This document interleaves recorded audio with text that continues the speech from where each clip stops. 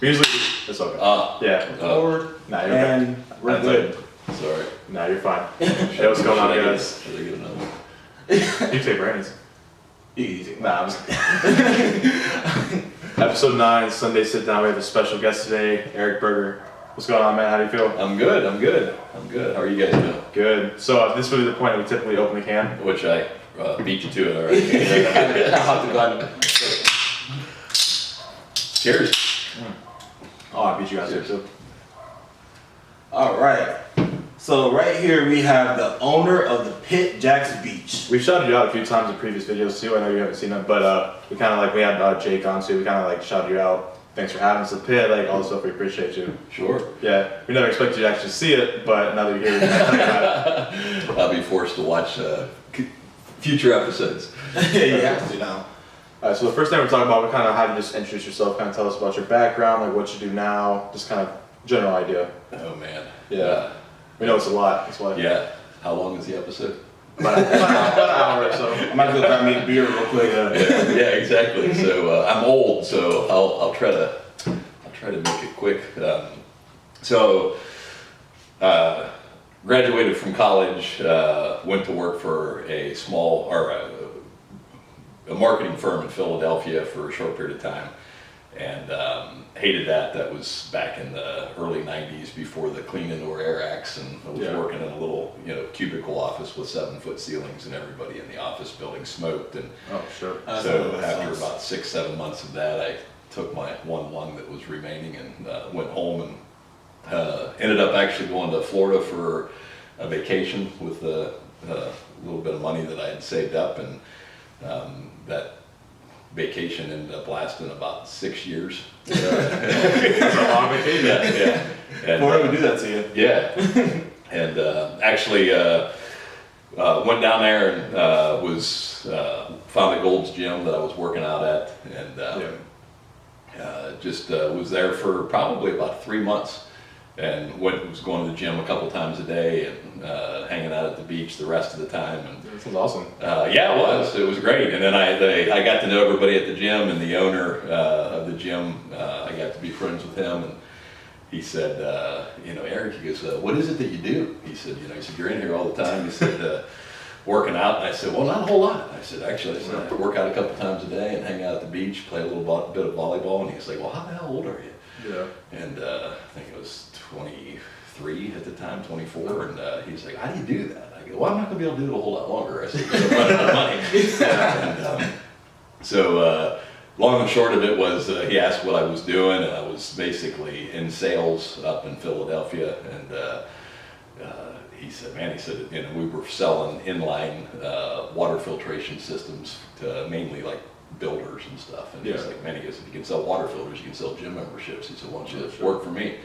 And so that's how I started in the fitness industry, and did that from probably 92 to 96, and then moved to Columbus, Ohio, back to Columbus, Ohio. I'm from Ohio originally. In 96, opened up a powerhouse gym, full-size facility. It was like a 20,000 square foot powerhouse gym, real similar to the Bailey's at the beach. Full service, childcare, aerobics, tanning, spinning, the whole 9 yards. And had that from 96 to 2001, and was very similar to the gyms that I worked at, in South Florida when I started with the Gold's Gyms. And sold that in 2001, and just I said if I ever did anything again, it would be nothing like that. Because I said I would eliminate all the headaches, which is your aerobics, your spinning, your tanning, your child care. And, I mean, I would love a tanning booth. It'd be some good massage chairs and pizza on Friday nights. Hey man, that sounds like a good time to me. So so I said, if I started out, I was 14 when I started out working out in my first gym. Yeah. And the place was called the Body Shack in Dover, Ohio. A guy by the name of Ed Quillen owned the gym, and so I was 14, and it was about 40 minutes away from where I lived, where I grew up. But it was I lived in a real remote Amish community, and it was the only place to go to do anything. So my parents would go like a couple times a week and do their grocery shopping, and any shopping or movies or anything like movie theaters was all in Dover, about 40 minutes away from where I grew up. And so every time my mom would go into town or my dad would go into town, I'd have them drop me off at the Body Shack, and I'd pester the piss out of Ed to get me to let him join the gym. And he's like, no, man. He goes, I told you. He said, I've told you like 1,000 times. He goes, you got to be 16. And he said, before you can join, he said, then your parents have to, sign this waiver. And so, and probably for about 6 months, I would just go in and, sit on the couch and just BS with Ed. And he was a retired bodybuilder. And at the time, this was like early to mid 80s. They didn't even allow women to work out at the gym, which was pretty bizarre. Yeah, like you could. That's a huge shame. Oh yeah. I mean, like there wasn't even an option. Oh shit. Wow. And I didn't know about that. Yeah. I don't know. Yeah. And then it's crazy when you think about it now. Yeah. And then after this was probably by the time I joined, probably like late 80s, then they had started allowing women to come in after hours. Like they would give them keys and they could come in, but they weren't allowed to train with the guys. Really? So it was crazy. Was this like all gyms or like the more like private ones? Probably. I don't know, to be honest with you, but I'm sure it was specific to the Body Shack because it was a pretty hardcore place to train. But anyway, so finally, after pestering Ed for months, on end, he goes, I tell you what, man. He said, why don't you have your mom drop you off? He said, here tomorrow. He said, after school, and he said, I'm going to put you through a workout. And he said, I'll make my decision at that point. He said, if I'm going to let you join. Like I said, I was 14, and they didn't allow anybody under the age of 16, and there wasn't a whole lot of teenagers in there.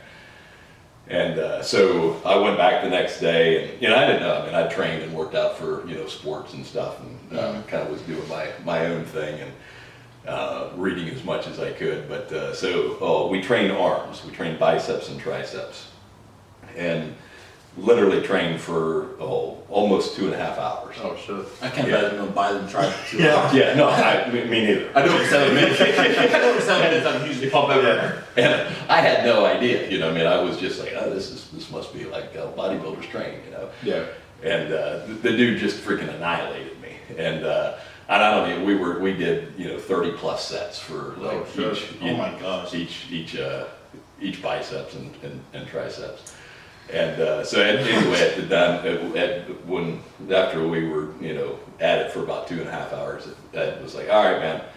He's like, that's it. He goes, a couple things. He goes, one, you will never train like that again. He goes, number two, he goes, I was just trying to get you to quit. He said, I couldn't get you to quit. He said, so you can join. That was the first 14-year-old that ever joined the Body Shack back then. So, and the body, and it was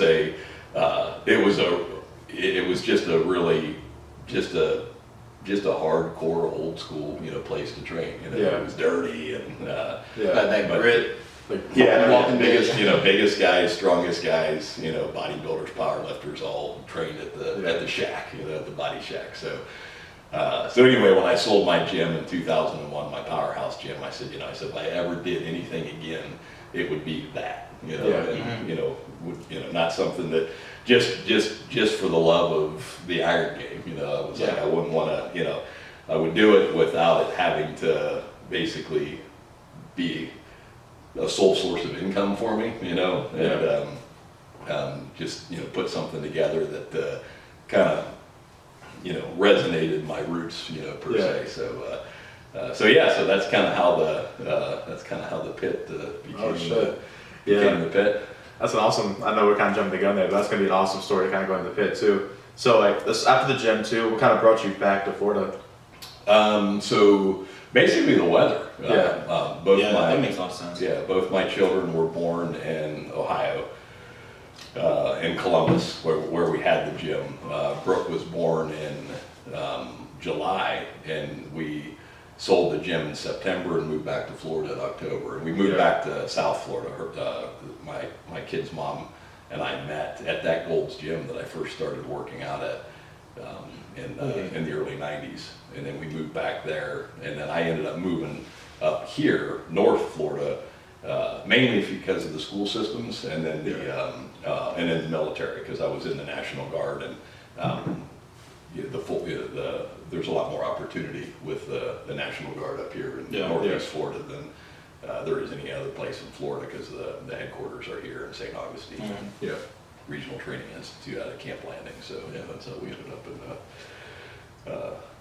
in this part of Florida. But is it Gold Gym still? I'm from South Florida, so I'm trying to pinpoint where it's. I'm pretty sure I saw a Gold Gym. But they had one here. It was like a Bailey's before, I think. Or was that some kind of gold? Maybe I don't know. I don't know. I haven't seen any golds. They used to. The Gold's Gyms, World's Gyms, powerhouses are kind of going by the wayside, now. But Gold's Gym was the largest gym chain for. Mm-hmm. Yeah, I remember because they had like all the equipment and stuff. Like they had like people that buy the Gold's Gym, like the hand gloves. They had their own apparel line and supplement line and accessory line, and so it was. They had approaching, if not over, 500 affiliates, globally at one point in time, and then just with the onset of. The big boxes, the LA Fitnesses, Bailey's, and then Planet Fitnesses, and Bailey's actually. When I had my Powerhouse Gym, they were affiliated with Powerhouse. Oh, really? It was Bailey's Powerhouse Gyms. Yeah. And I met those guys, Dave and Don, back in the 90s. Yeah, I heard their gym kind of started like out of the garage kind of thing too. Yeah, it did. It did. I feel like that's like the best way to start. Like you kind of like bring something up. Like I know personally, I can't do like LA Fitness and stuff. I'll go if I have to, but just like the way we train, like with bodybuilding, powders and stuff. So you show up to like LA Fitness, and I just get pissed off. Like some people do stuff. I'm like, dude, why you been doing kickbacks for 45 minutes? Like, what are you trying to do? So it just gets me mentally mad. But like, I don't know. I like what you're doing with I love the grit of the pit. That's exactly like why it attracts the people it attracts. Because I mean, if you're gonna go to the pit, like I think you have to have that grit in you. Like I haven't seen one soft person in there. There's been a few. But they get out real quick. Most of them don't. Most of them, they'll walk in and they walk in on the wrong day and they see like we walk in like with Blake's lifting or something. They walk in like on us lifting, or we walk in even like on the bodybuilders that show up at certain times. It's like you kind of weed your way out. Like you figure out if you belong within the first week exactly. That's how I was when I showed up. Cause I showed up on a Saturday.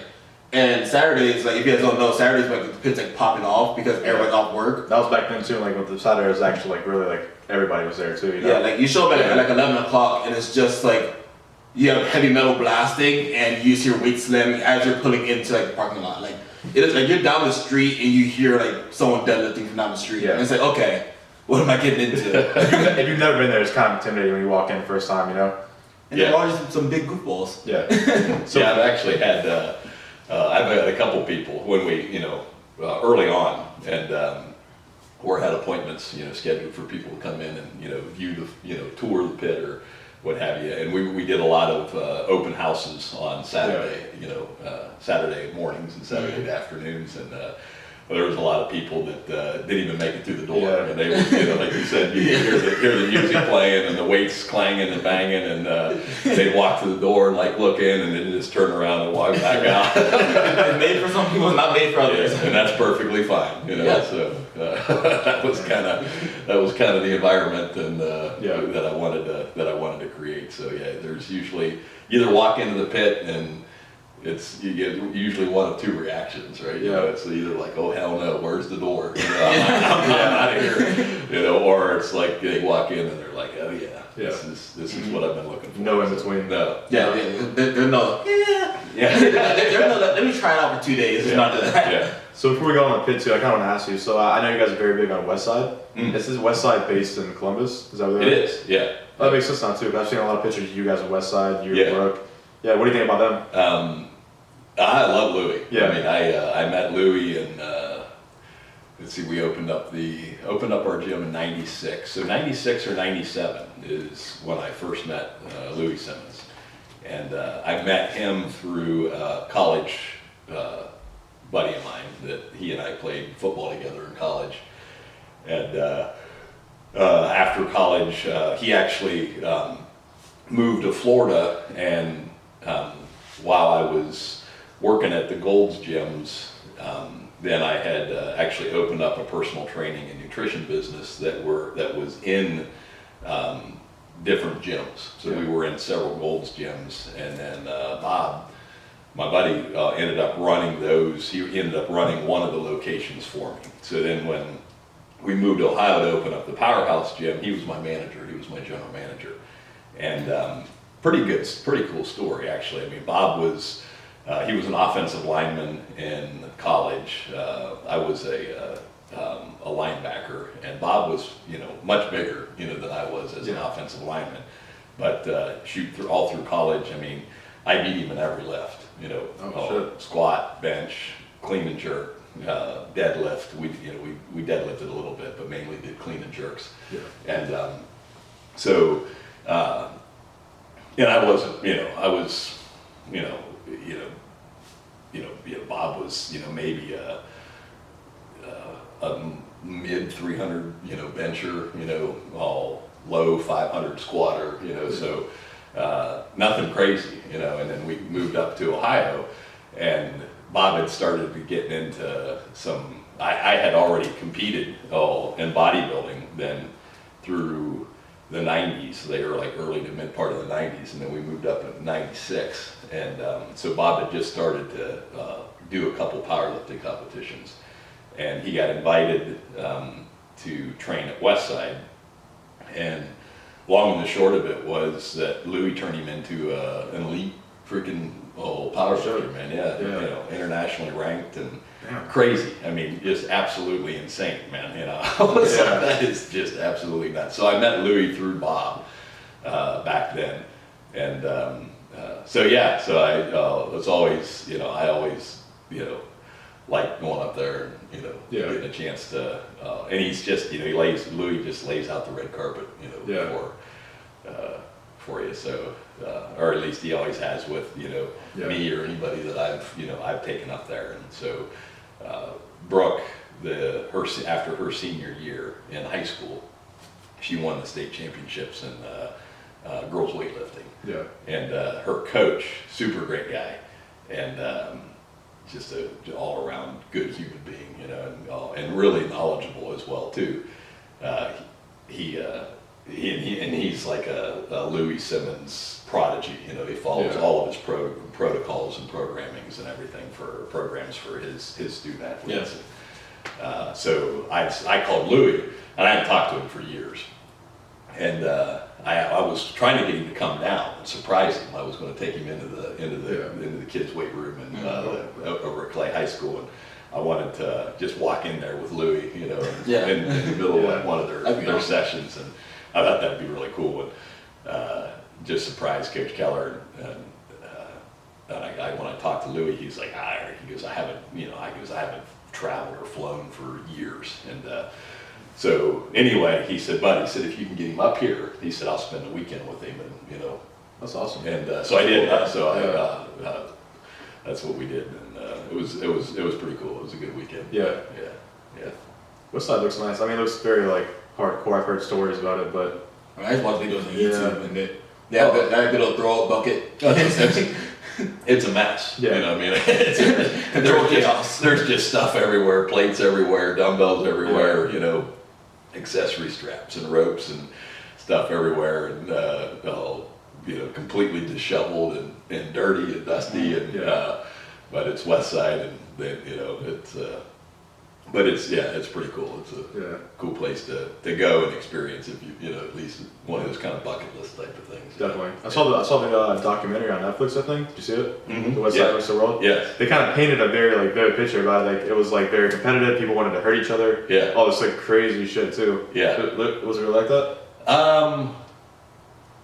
So back in the day, I would say yes. Back then, like when they were showcasing those like Vogapol and, you know, all those guys back then I would say that was all real, Like very, very much, you know, spot on. I think it's kind of changed a little bit, you know, just with the times. And everything, like, Louis he's branched out a lot more, you know, and you know, I mean, you know, now he's a businessman now, you know, and they do very well, and rightfully so. You know, he's designed, you know, some pretty amazing pieces and equipment. their first hyper. The reverse hyper, that standing push press. Oh, really? That's him? Yeah, that was his. Yeah, that was I his. know that.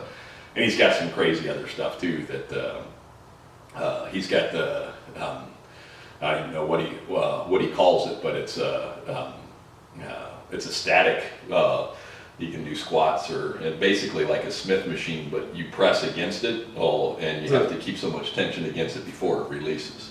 I don't know. Yeah. So you can adjust it to like you know, if you have like a specific stiffening point, like on bench press. Yeah. And so you know, if it's wherever that's at, you can adjust it accordingly, and you have to continually press. Yeah. You know, push so much, you know, PSI, pounds per square inch against it, and then eventually it'll go. Yeah. So it's basically the advanced version of like a pin press, like basically. Yes. Yeah. So that's pretty cool. I mean, I have to look into that. Yeah. But like, since we're on like the business portion of it, like I know especially with opening up gyms, like Here we go. the business portion. I'm ready for this one. Yeah, All week. because like for us, like that's a huge like inspiration to us. Like me, I have my name, like you know, I name Bam Bam. I want to open up Bam Bam Fitness. But like the business portion of opening up a gym, how important is that, and how in depth do you have to go into business in order to be a successful gym owner? It's definitely a lot more than we realized too. Like, I feel like you can't just like be I lift weights, I want to open up a gym, boom, gym open. Like there's a lot more to it. Yeah, very much so. And I guess it kind of depends on. And I wouldn't want to speculate, but if I were, I would assume that you're not looking to open like something that would compete with LA Fitness or anything. No, it's gonna be more of like there's gonna be some set locations and it's gonna be like grid gyms. Like you know, like they'll be like you know they have Muscle Beach. Mm-hmm. So it'll be something like a Muscle Beach, but it'll be like a grid gym, but it won't be like at a beach. So they'll have like 3 or 4 locations around the U.S. Outside, Yeah. like outside training areas and stuff like that. Or not? With some, but more like a warehouse type thing. Like kind of like somewhat like the Pit, like the same kind of like thought process. Mm-hmm. Like I want it to be a grit gym, but also have stuff for like athletes. Because I played college baseball, so I also want to have like turf area for athletes and stuff like that. But have like 3 big locations, something like that. Yeah. Yeah, I mean, I think, you know, I think the industry's evolved so much, you know, since I started in it in the, you know, really like late 80s and early 90s. And I think the critical component is to have a niche, you know, to be, you know, to be niche, you know, I mean, to try to be all things to all people, you know, is, you know, things you then get like kind of lost in the minutia, you know, and of course the size of the facility, the bigger the facility, the more amenities that you offer, the more cost and expense, you know, that's, you know, involved with it, you know, everything, you know, from your rent and, you know, all your overhead, your utilities, staff, and what have you. So that's kind of what motivated me to do what I do, you know, or what the Pit is, you know, right now is just to provide a training environment for, you know, like-minded people, you know, that, you know, and be able to keep the cost, you know, to a minimum with it being private, and you have to have your own code, you know, to get in. I don't have to have somebody at the front desk, you know, all the time. Yeah. Now I've got good trainers yourself, you know, that are there, you know, able to kind of keep an eye on things. You know, Oh, he's blushing. It means a lot.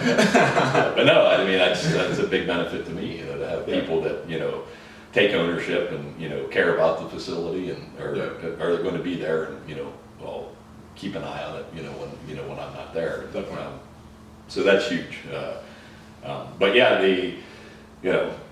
biggest thing is, you know, one of your largest expenses, your 2 largest expenses, typically in this industry are going to be rent and payroll, you know, and I really eliminated the payroll component Yeah. of it, just based off of the design of and business. It's smart though.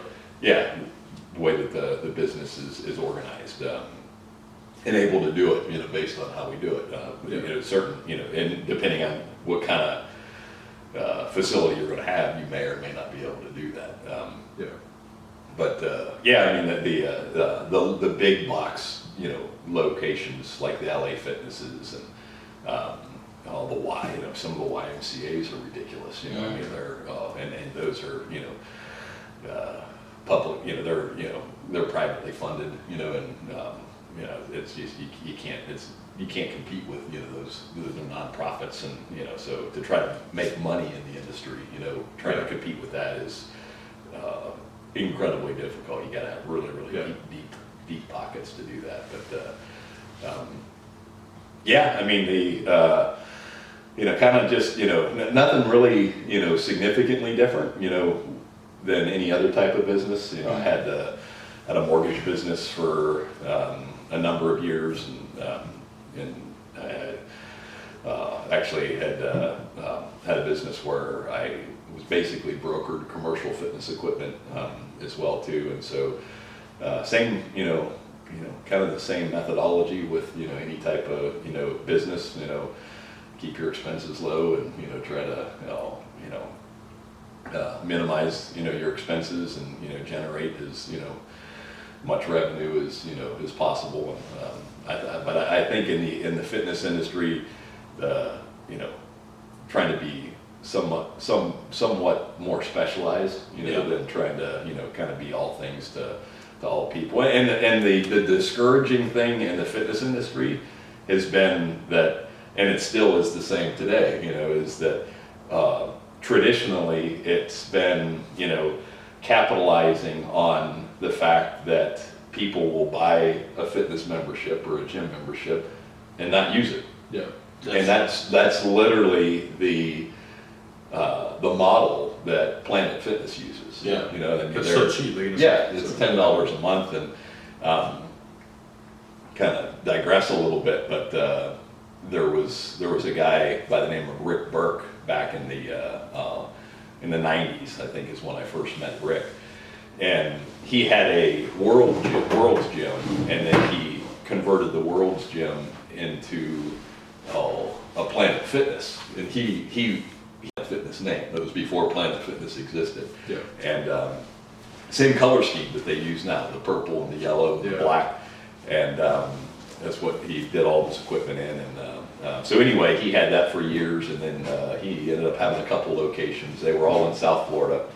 And I think he had more than one location, but ended up selling the name to Planet Fitness, and then Planet Fitness, decades later is what it is. But their whole model is based off of the fact that make the cost of entry as affordable as possible.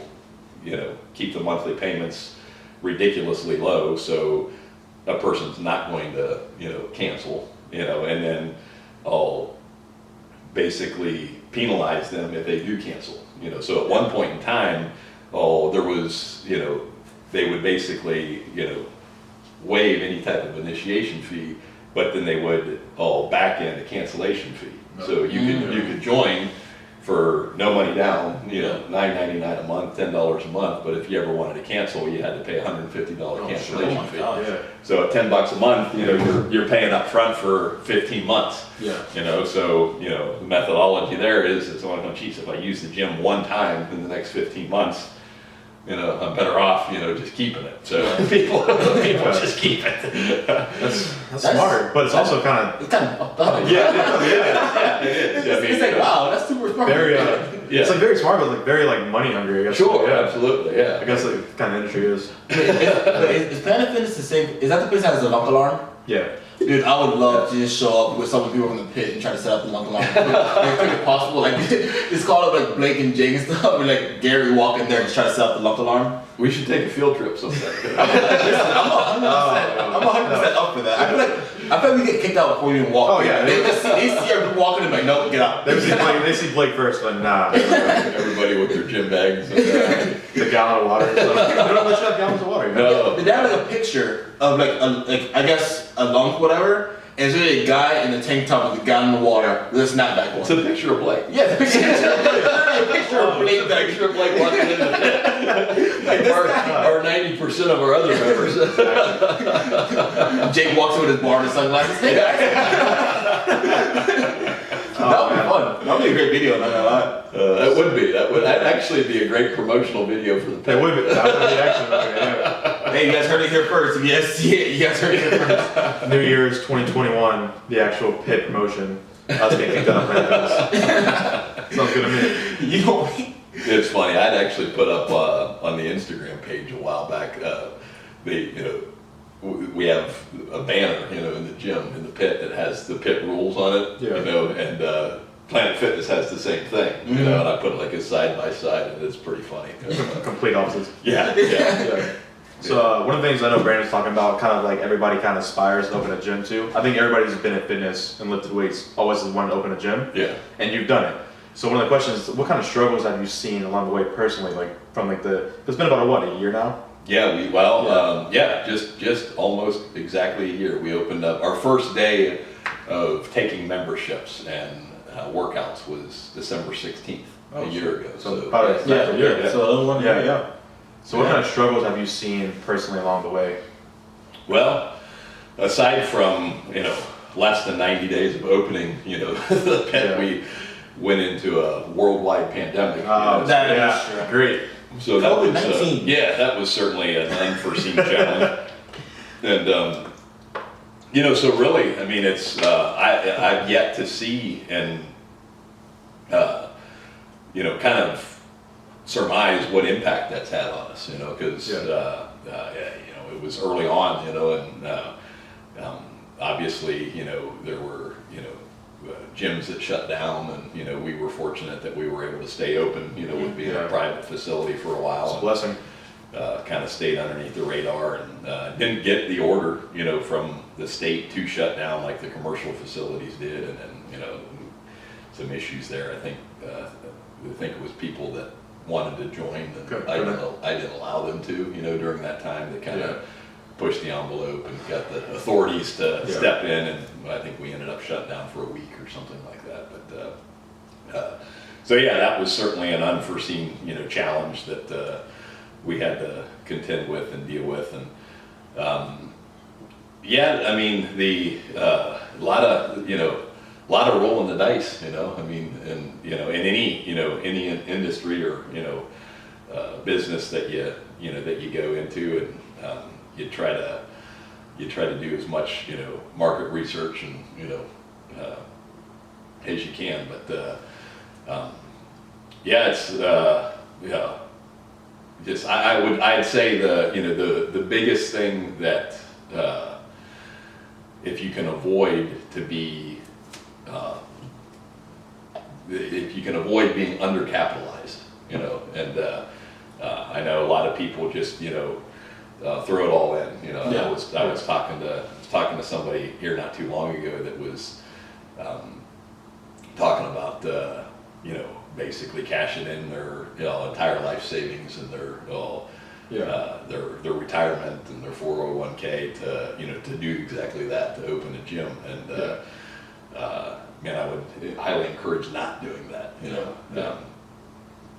Not that not that you can't, that it's not going to, it's just, there's other ways to go about doing it, and with being able to, not completely ruin yourself, financially, as well too. So, whether it be, investors or loans, you can, worst case scenario, the business doesn't go, like you planned, and You're still okay at the end. yeah, I mean, if you can, you still have your, you still have your livelihood, you have your own, personal savings or, retirement and what have you. So, but yeah, I mean, I guess, what was it, Arnold Schwarzenegger cabbage, the statement, never have a plan B, Yeah, basically, yeah. makes you second guess, your plan A option, or, have a backup or a fallback. If you don't, then you're Not go as hard and plan A, you know? Yeah. So One of the cool things about the pit too, like I got there kind of late, I got there in March, but from that time on, I've seen it, like the pit, it's been kind of cool to watch it grow along the way too.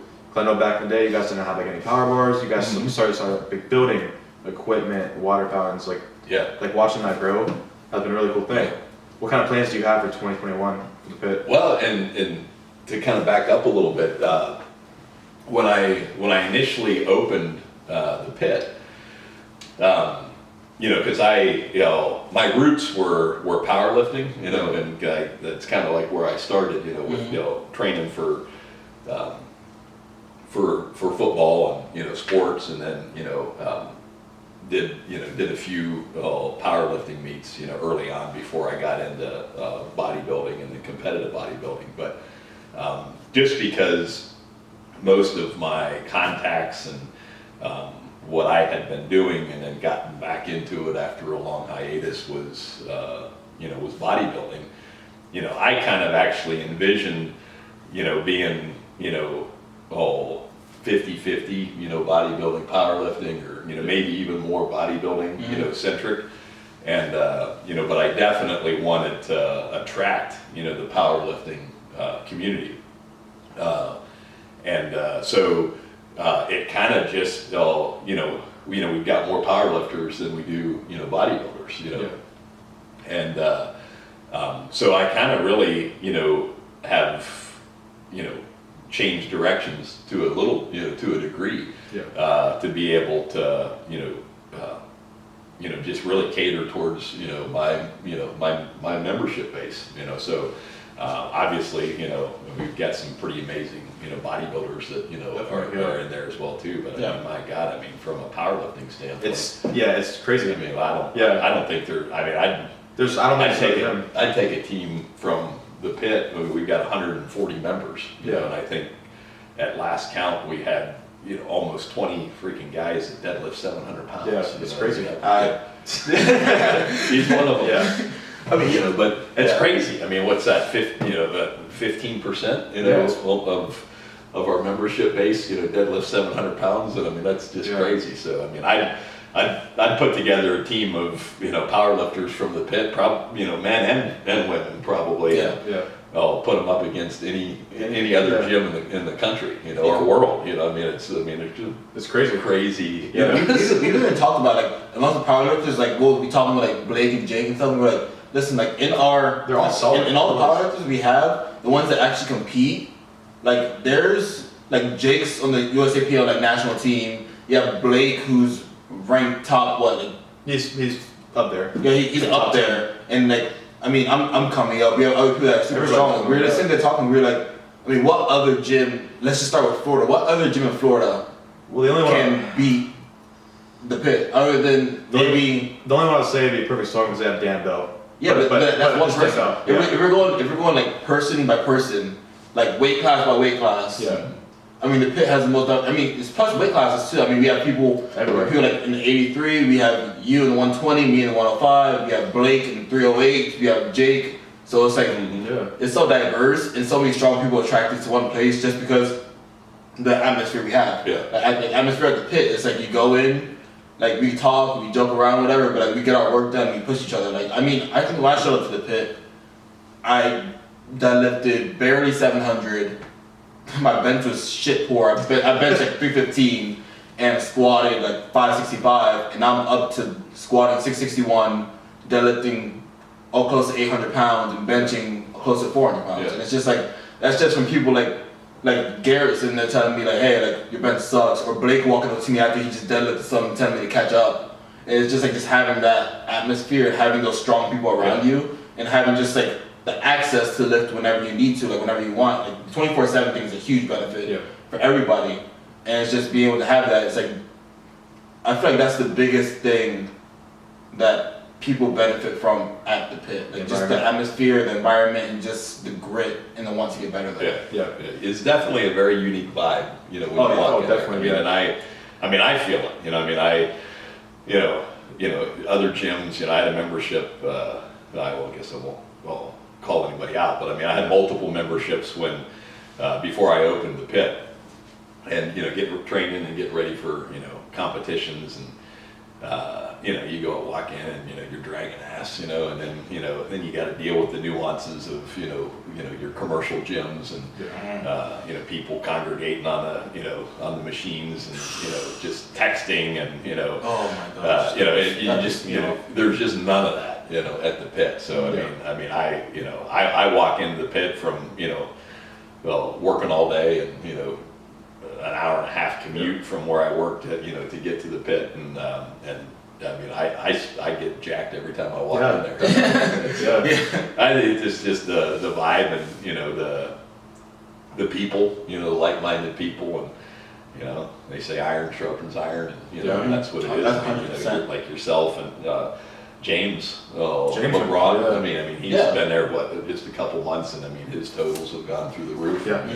Definitely. I was talking to him about that the other day, and he said the same thing. He said it's just just everybody else around you, continually getting better, and you want to you want to keep up. So. You talk about a cool name. Like he's around the same. He's probably a bit older than LeBron. I think they're about the same age. He's probably like around the same age. But you know what? Your last name's LeBron. I'm gonna name you James before LeBron James even. So James LeBron's the first LeBron James. Yeah. Nicer beard.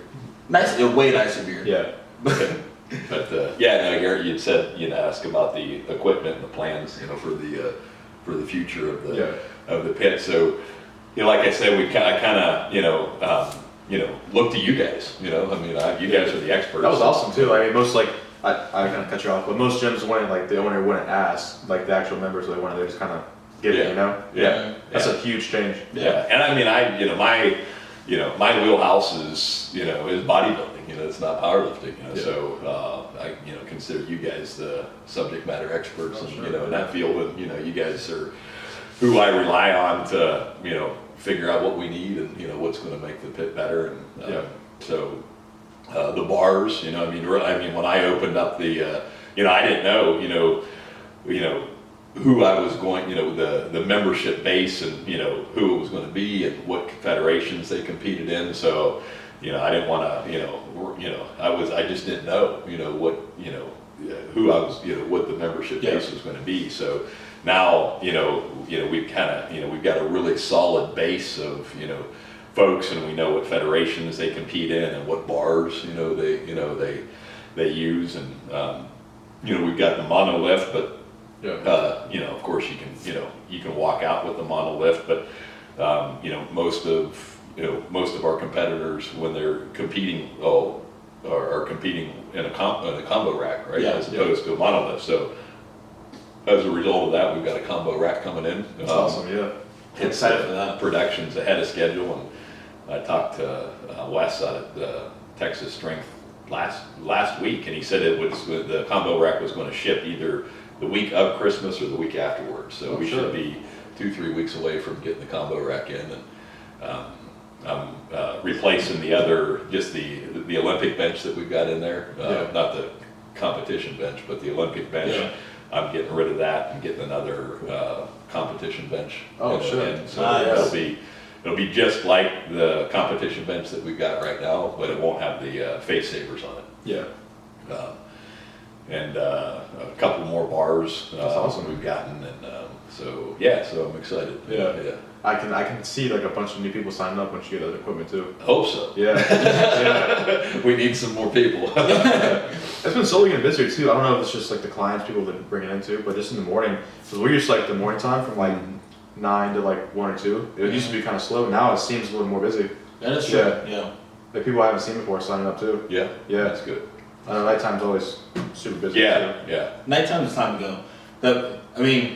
We go midday because we have stuff to do, but I feel like nighttime's you get all the older people that have 9-to-5 jobs and they show up after work, and that crowd is insane. You want to hit a PR at the pit, you show up at 6:30. You're not gonna not miss. You show up because if you miss, you can't come back. Yeah, you can't. Literally, Blake used to tell me to my face, he'll literally text me hey, what number do you want to give? I want to hit this. All right, well if you can't hit that, see you at LA Fitness, bud. All right, well I gotta do it now. I can't wait to eventually get Blake on the podcast and hear him talk about I mean, his thoughts and stuff too. we're gonna need a bigger table to get Blake on the podcast. You're gonna need a wider screen. So one of the cool things I want to talk about too, because I know time, Essen, but because you've been in the industry for so long, what have you seen kind of change over the industry? Like, what have been some of the pros? What have been some of the cons? I guess in bodybuilding, powerlifting, just kind of everything. Very broad question, but some of the stuff you've seen. The woman thing was definitely a big one too. I guess we kind of talked about it earlier. Yeah, sure. Yeah. When it'd be crazy when you think about it. I mean, definitely. That was early. Really early on.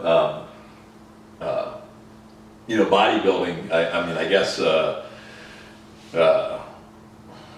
One of the things, I guess, powerlifting. The thing that I've seen change. To me, that's most recognizable is the shift from equipped to non-equipped. Yeah. Because there was an era, that where equipped lifting was kind of like king, And, and I'd say that pendulum is completely shifted, now. And it's like no wraps or anything. It's all like sleeves, basically. Yeah. No, I mean, so belt and sleeves and wrist wraps, right? And so, there was an era where it was all about bench shirts and suits and the equipped aspect of the sport. So that's been kind of interesting, to see as well too. To the point where really I think and understandably so, the non-equipped lifters get a lot more respect than the equipped lifters, right? So that's true. and you just hear that in conversation, somebody talks about a number, if it was, typically squatted or benched, even though the equipment helps in deadlift too, but when people are talking about a number on squat or bench, the follow-up is is that equipped or, not equipped, and, so I think there's, and understand, rightfully so, the person that's benching freaking 600 pounds, without a bench shirt on, a lot more impressive than somebody that's benching, 600 or 700 pounds, with I hate Jake so much. The standard has changed so much. You see people nowadays like squatting 9, pulling 9, no equipment. So now when you see people doing the same weight but equipment too, it kind of takes away a little bit. Sure. Yeah. Sure. Well, and then you can see when you look at the, when you look at the numbers and the records, there's a lot of, you'll see a lot of non-equipped records exceeding the equipped records. Yeah, that is true. So I mean, there's an indication there that it's just not as popular, right? So until you get to the elite level, like the Hoffs and the Brian Carrolls and stuff like that. But even still, I mean, I don't know what's the most. I know Brian just set a world record in the squat for 13 something, I did see that. And equipped. But, I think Big Ray hit, what was it, 1100? It was like, Ray? Yeah, like that's in the USAPL like they tested. He had over 1,000. Yeah. I think it was close to Really? 1,100. He hit, I think it was like 1,090 something, and wasn't it sleeves? Yeah. So raw. Yeah. Yeah, it's going to the two. That's a big it's blow. almost 1,200 pounds. Yeah. Raw. And our boy that we saw on the last podcast too, he's 22, but he just squatted 909, like in the USAPL. Like he's crazy. He's now he's number 11 all time, and he's the number 1 lifter 23 and under all time. Yeah. Wow. Yeah, we just had him on last podcast. Big boy. He goes to the gym, Texas Strength System. Yeah, so exactly. where all the Texas, that's the gym he goes to. Okay. That's where combo racks come from. Yeah. That's the gym he attends because he's from Texas. The other thing about that you got to realize as well too is when in those federations, unlike the equipped, you're walking out with the weight on your back too. Yeah. So I mean, it's a big factor. And that weight's shaky too. You got taking 1,000 pounds and you're taking a couple steps backwards. With literally walking backwards with 1,000 pounds on your back. I mean, I'm turning my ACL. That alone is going to take a little bit out of you, as opposed to because the guys that are doing equipped are I think all the equipped meets are using a monolift. So they're not walking out with it. So. And how much would you think the strength, because you see a lot of older athletes and stuff, they look back at the generations now, how much strength has progressed. Mm-hmm. like the numbers people are hitting now, how much do you think that's changed from back when you used to compete, like compared to when did you compete in powerlifting in the 80s? Yeah. So the 80s versus people competing in 2020, how much are the numbers varying? I would say like the difference. Exponentially. Yeah. You know, I mean the numbers people are putting up now are just crazy. You know, compared to back then. I mean, there was I'm gonna have a brain block here. What the heck was the kid's name? I can think of him. He was a Polynesian guy. He was did some stuff with Powerhouse Gym back in the day, but I think he was the first person to bench over 600 pounds. And then he was the first teenager to do something ridiculous, I don't know, 500 pounds or something like that. But you know, that was unheard of. You know, back then. You know, I mean, it was he was basically a superstar in the industry, in the iron game. Because, of his numbers, and you know, I mean, he'd be one of many. You know, now, and so that's that's huge. It's interesting though, because when you look at that compared to the evolution of bodybuilding, you know, and I was talking with a couple guys the other day. You know, there was you kind of see a disparity, you know, there with the strength athletes, where the strength numbers have gotten just unbelievably higher, you know. And if you look at the level of competition with bodybuilding, you know, with the Olympia just occurring last weekend, which was really good. You know, it was really entertaining. I enjoyed watching it. Yeah.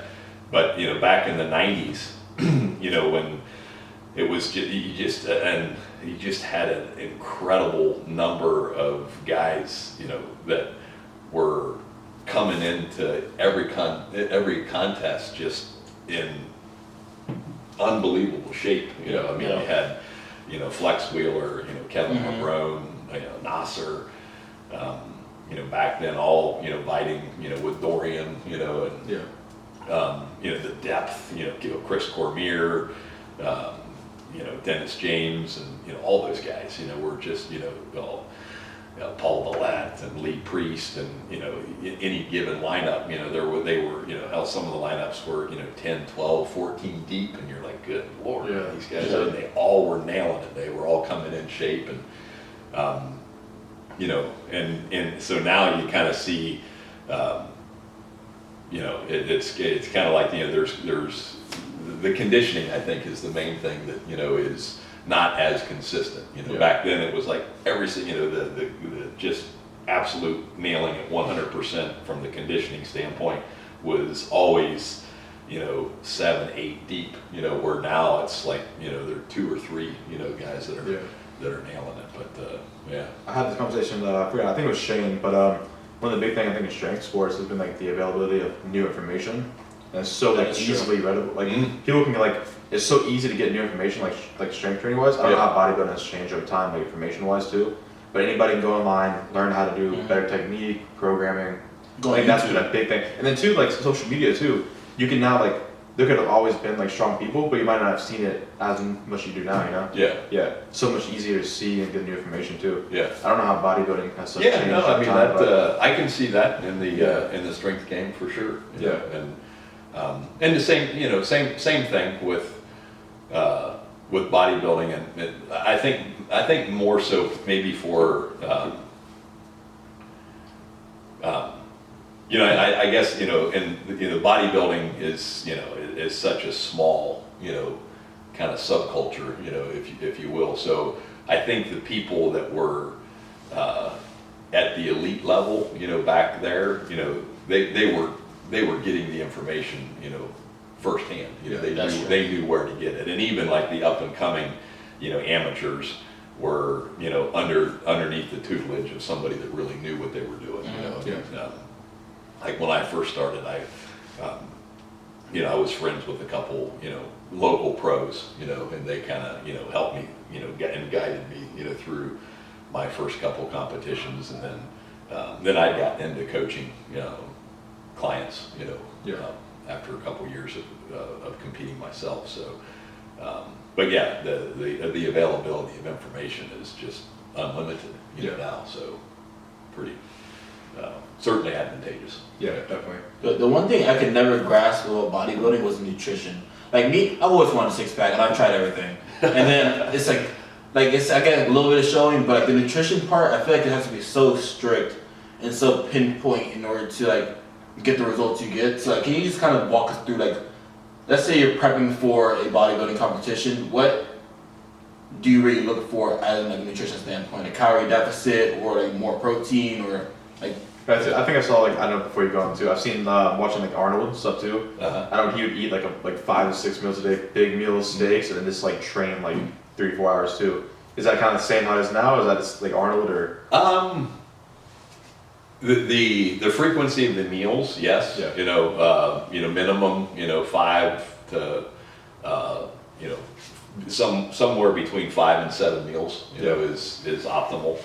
And honestly, 7 is optimal, is better for most people. 5 is doable, depending on, time frame and schedule. So that's stayed, fairly, consistent over the years. But the one thing about coaching athletes, bodybuilders, is, it is really, and that's one of the things, you're talking about Big Ramy. His was his second prep with Chad Nichols, who is the coach that he used, and Ramy's used multiple coaches, and it takes a while to figure out what works for one particular person, and then the crazy thing is what works for that person may work this year, but you may have to tweak things next year. It's really, really hit or miss. So working, figuring out what works best for, each individual, and it is really, really individualized. I mean, when I coached athletes, I had one guy that, he was a lightweight. He competed, the top of the lightweight class is 154.25 pounds. Mm-hmm. And he competed, we brought him in right around 150, 152 pounds. And he was one of these guys, and he was taller for a lightweight, and real stringy, but just lean, all year round. And we at the end of his diet, I just had to keep on feeding him because he was getting too lean and losing too much weight. And we, I eat 250 in the off season. So 250 to 300 in the off season, and this guy's 60 pounds less than I am, and he's eating 600. Leaning into a show. And then I worked with another guy that was a heavyweight, and for the last 8 weeks, the guy ate nothing but egg whites and fish, and vegetables, for 8 weeks, because that's what he had to do to nothing was working. We couldn't get him lean enough. Yeah, that's miserable. So yeah. But yeah, it's incredibly individualized. But with that being said, it's it's always the level of discipline is always there, regardless of what the quantity of foods look like. So it's it's measuring everything, knowing making sure you're hitting exactly the certain number of macros, grams of protein, carbohydrates, fats, and then just literally not deviating at all, because it is so specific and individualized. It's got to be that regimented and detailed, so you can make changes, right? Yeah. So if it's if you don't know that you're eating if it's 250 grams of carbs and 300 grams of protein and 40 grams of fat, and you're eating that exactly that and only that for 4 weeks or 5 weeks, and then you need to continually make changes. You can drop your carbohydrate source by maybe 25 grams, and that can have a huge difference, you know. But if you're, you know, if you're not that consistent and that meticulous and that neurotic, you know, if you will, you won't be able to make, you know, small changes and, you know, see the benefits. That's what I told all my clients too, is like what's measured can improve, you know, but we don't know like what you're eating, like how you're working out to. We don't know how to adjust basically. Absolutely. Yeah. It's kind of the same thing as logging a workout now, yeah, right? Exactly. You know, your weights you use all yeah, stuff, exactly. If you go in and, you know, you're trying to pull a 3-rep max on, you know, deadlifts or whatever the, you know, case might be, or if you haven't got a history or a journal or a log of what you did the last time, you know, how do you gauge, you know, your progress, you know, this time? So same type of concept, you know. So I would never have a 6-pack. I'm trying so hard. A lot of sacrifice involved with regard to palatability and what a person likes to eat, that's for sure. One thing I want to ask you too, so who's your favorite bodybuilder now that Olympia's kind of passed too? Oh, wow. I don't know, do you know of all time or like? Well, I guess both eras too, but I saw Chris Bumstead, the guy, I guess he's like classic physique. Yeah. His was like, he was awesome to watch. Yeah. Yeah.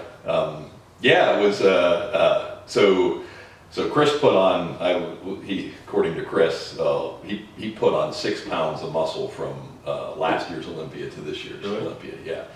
And I actually had, last year, I had Breon winning it. You know, I thought Breon, especially from the back, I thought he destroyed Chris from the back. And you know, if you just go through all the mandatory poses, you know, and kind of, you know, judge each one of those individually, I had Breon winning it last year. And this year, hands down, I had Chris, you know, taking it. So, you know, I think it was definitely justifiable this year. I think he's going to be tough to beat, you know, because according to an interview I saw with him, what they measured him at, he's got 10 pounds to go before he hits his classic weight class. So, does bodybuilding go? Alright, so I don't really know so much about bodybuilding. Does it go classic physique, go like a weight, and then after that it's kind of open? Yeah. So classic physique, they have, based on your height, you have a weight cap, and then open is just, you know, it's just open. You know, anybody, it doesn't matter what you know, how tall you are, or, you know, what you weigh. So and actually the classic, the inception of the classic division is what got me back into competing after taking 21 years off of competing. And I did my last show in 1996, and then my first show again in 2017. So a 21-year hiatus, and that's kind of another long story. But I got a call from a guy that I competed with years ago. I hadn't talked to him in like, you know, over a decade and a half, and he kind of encouraged me to, you know, consider getting back into, you know, competing, because he knew what weight class what weight I competed at, and it was within that, you know, limit of what I would be allowed to weigh, you know, in classic.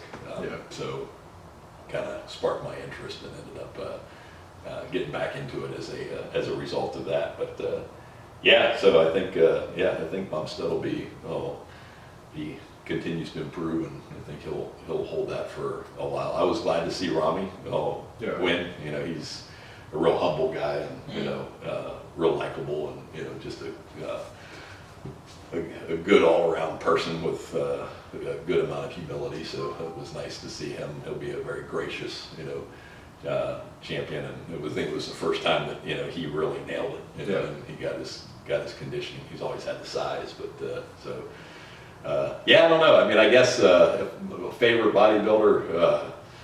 I'm a big Dorian fan. You know, Dorian Yates. I just not. You know, I guess if I would, you know, I thought honestly, from a physique standpoint, I think, you know, Flex Wheeler was probably one of the most, you know, when he was on, you know, and he never won the Olympia, right? You know, but had just an amazing physique, you know, almost, you know, just picturesque, you know, I mean, as far as what a, you know, symmetrical bodybuilder, you know, should look like. But Dorian was just a mental machine. You know, Yeah. that's what I respected a lot and enjoyed watching. You know, and listening to him. You know, him speak and the way that he went about doing everything, and he just would. That's how he got the name The Shadow. He would, nobody would see him, until he stepped on the Olympia stage, and he would go back to the UK and go into the dungeon and just Do his get thing. to work. Yeah. Yeah. Awesome. Yeah. So I think that's gonna wrap the show just for time's sake too. Yeah. So we can go on all day too. But we appreciate you coming on. Yeah, no, I Yeah, appreciate sure. that. I appreciate you guys having me. Learn a lot of stuff. That's been fun. Yeah. You want to shout out the Pit page or Instagram page if anyone wants to follow you? I'm sure it's only gonna be people from the Pit that kind of watch this anyway too. But any like new upcoming members, they can always watch this, kind of promote the Pit page, Yeah, sure. No, just the Instagram page, the Pit Gym Jax Beach is the best way to kind of keep up on what's going on with us, and I try to highlight these guys and Yeah. our members in the gym, and when they're in their competitions and stuff. So yeah, that's definitely a good way to stay up with what we've got going on, and appreciate you guys having me. Yeah. Awesome, man. Thank We you. appreciate it. Yeah. I guess this is the outro. Yeah. Cool. See, Perfect. thank you for tuning in to another episode of Sunday Sit Down. Awesome, man. We appreciate it. Yeah, no, absolutely, man. That was fun. Thanks for coming. guys. Yeah, you Thanks bet. so much. You bet.